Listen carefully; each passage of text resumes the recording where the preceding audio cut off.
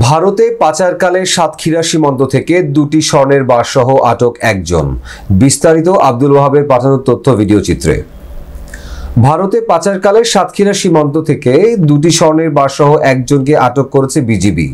আজ রোববার 24 নভেম্বর বেলা 12:30টায় তলুইগাছা সীমান্তে বিজিবি অভিযান চালিয়ে স্বর্ণসহ ওই ব্যক্তিকে আটক করে। আটক ব্যক্তির নাম মোহাম্মদ তজিবুর রহমান। সে সদর উপজেলার সাতানি গ্রামের হাবিবুর রহমানের ছেলে। বিজিবি 33 ব্যাটালিয়নের অধিনায়ক লেফটেন্যান্ট কর্নেল মোহাম্মদ আশরাফুল হক দুপুরে এক প্রেস বিজ্ঞপ্তিতে এসব তথ্য জানান। বিজিবি অধিনায়ক জানান, ভারতে স্বর্ণ পাচার হবে এমন গোপন সংবাদের ভিত্তিতে সদর উপজেলার তলুইগাছা সীমান্তে অভিযান চালানো হয়। এ সময় মোটরসাইকেলে থাকা এক ব্যক্তিকে চ্যালেঞ্জ করা হয়।